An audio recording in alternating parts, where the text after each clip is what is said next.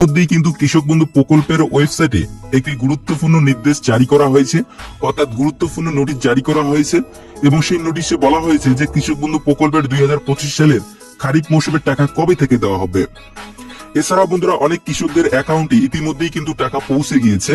তো কোন কোন কৃষকরা এই টাকা পেয়ে গিয়েছে এবং আপনিও যদি টাকা না পেয়ে থাকেন এই 2025 সালের খারিফ মৌসুমের টাকা, তো আপনাকেও কি কি কাগজপত্র জমা দিতে হবে এবং আপনিও যদি ইকেওয়াইসি করে না থাকেন এবং আপনাকেও ইকেওয়াইসি করতে হলে আপনাকে কোথায় যেতে হবে সম্পূর্ণ বিষয় জানিয়ে দিয়েছে আজকের এই ভিডিওটিতে।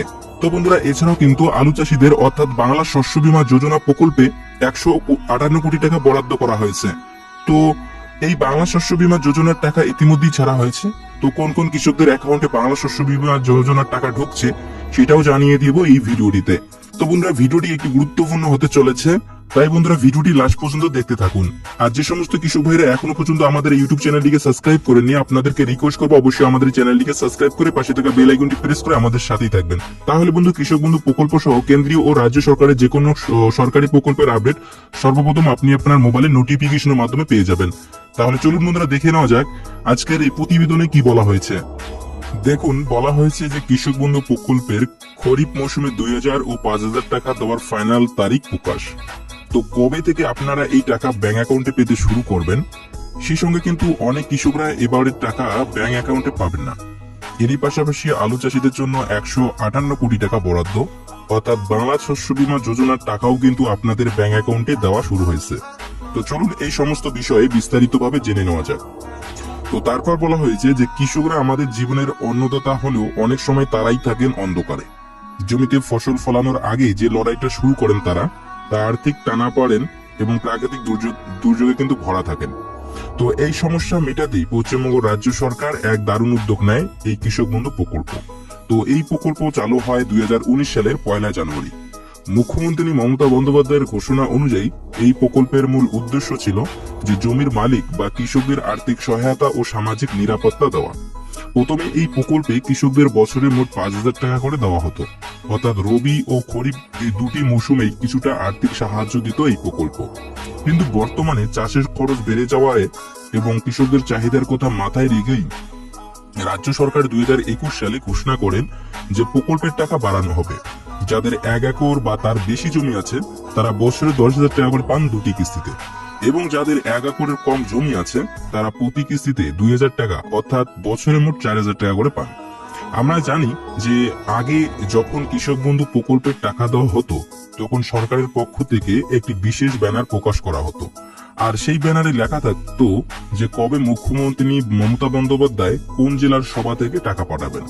তবে 2024 সালের প্রথম ও দ্বিতীয় কিস্তির টাকা কৃষকদের অ্যাকাউন্টে পাঠানো হয়েছিল কোনো অনুষ্ঠান ছাড়াই। তবে এই বছর অর্থাৎ 2025 সালের প্রথম কিস্তির টাকা ফের মুখ্যমন্ত্রীর সভা থেকে দেওয়ার সম্ভাবনা রয়েছে। গত বছরে রবি মৌসুমে টাকা দেওয়া হয় 22শে নভেম্বর, তবে অনেক কৃষক তখন কাগজপত্র ঠিক না থাকার কারণে টাকা পাননি। যারা পরে কৃষি অফিসে গিয়ে সমস্যার সমাধান করেছেন তারা মার্চ মাস থেকে কিন্তু টাকা পেতে শুরু করেছেন। তবে উত্তর ও দক্ষিণ 24 পরগনা, পূর্ব ও পশ্চিম মেদিনীপুর, বীরভূম, বাঁকুড়া, পুরুলিয়া, নদিয়া, হাওড়া, হুগলি, পূর্ব ও পশ্চিম বর্ধমান সহ একাধিক জেলার অনেক কৃষক এখনো টাকা পাননি। তো সেই সমস্ত জেলার কৃষকদের কিন্তু ব্যাংক অ্যাকাউন্টে ইতিমধ্যেই টাকা দেওয়া শুরু হয়েছে। অনেকেই টাকা পেয়েও গিয়েছেন। তো যারা গত রবি মৌসুমের টাকা ব্যাংক অ্যাকাউন্টে পাননি তারা এই মে মাসের মধ্যেই ব্যাংক অ্যাকাউন্টের গত মৌসুমের টাকা পেয়ে যাবেন। তো বন্ধুরা এবার আমি জানিয়ে দেব যে কৃষক বন্ধু প্রকল্পের প্রথম কিস্তির টাকা দেওয়ার সম্ভাব্য তারিখ কত, অর্থাৎ খরিফ মৌসুমের টাকা কত তারিখ থেকে আপনাদের ব্যাংক অ্যাকাউন্টে দেওয়া শুরু হবে।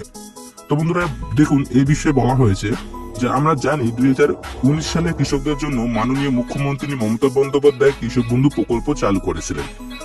কিন্তু এই প্রকল্পের মাধ্যমে কৃষকরা সাধারণত বছরে দুবার করে আর্থিক সহায়তা পান রাজ্য সরকারের তরফ থেকে, যার মধ্যে একটি টাকা দেওয়া হয় খরিফ মৌসুমে আর একটি টাকা দেওয়া হয় রবি মৌসুমে। তো এই খরিফ মৌসুমের সময় শুরু হয় এপ্রিল থেকে সেপ্টেম্বর মাসের মধ্যে এবং রবি মৌসুমের সময় শুরু হয় অক্টোবর থেকে মার্চ মাসের মধ্যে। তো এই প্রকল্পের মাধ্যমে কৃষকরা বছরে সর্বোচ্চ 10,000 টাকা এবং সর্বনিম্ন 4,000 টাকা ব্যাংক অ্যাকাউন্টে পেয়ে থাকেন প্রতি বছরই। কিন্তু 2024 সালে খরিফ মৌসুমের টাকা এপ্রিল থেকে সেপ্টেম্বর মাসের মধ্যেই দেওয়া হয়েছে। 12 জুন খরিফ সিজনের টাকা রিলিজ করেছিল এবং রবি সিজনের টাকা 22শে নভেম্বর দিয়েছিল।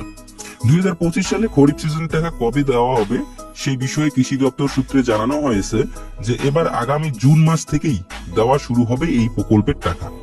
মে মাসের শেষ সপ্তাহ থেকেই অর্থাৎ 27 তারিখ থেকেই 30 তারিখের মধ্যে কৃষকদের খরিফ সিজনের স্ট্যাটাসে এডিএ বা ডিডিএ আপলোডে চলে আসবে এবং জুন মাসের 12 থেকে 15 তারিখের মধ্যে কৃষকদের অ্যাকাউন্টে খরিফ সিজনে 2000 ও 5000 টাকা দেওয়া শুরু হবে।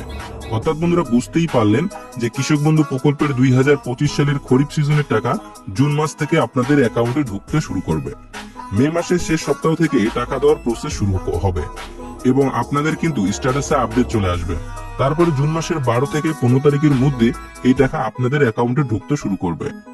তো বন্ধুরা এবার আমি জানিয়ে দেবো যে কোন কোন কৃষকরা 2000 টাকার বদলে 5000 টাকা করে পাবেন আগামী কিস্তি থেকে। তো কেন তাদের এই বাড়তি টাকা দেওয়া হচ্ছে এবং আপনিও কি করলে এই টাকা পাবেন, চলুন দেখে নেওয়া যাক।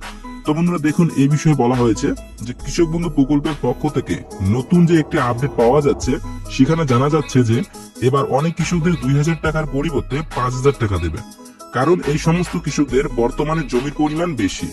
আর কৃষক বন্ধু প্রকল্পের নিয়ম অনুসারে 1 একরের বেশি জমি থাকলেই সেই কৃষক 5000 টাকা করে পাবে।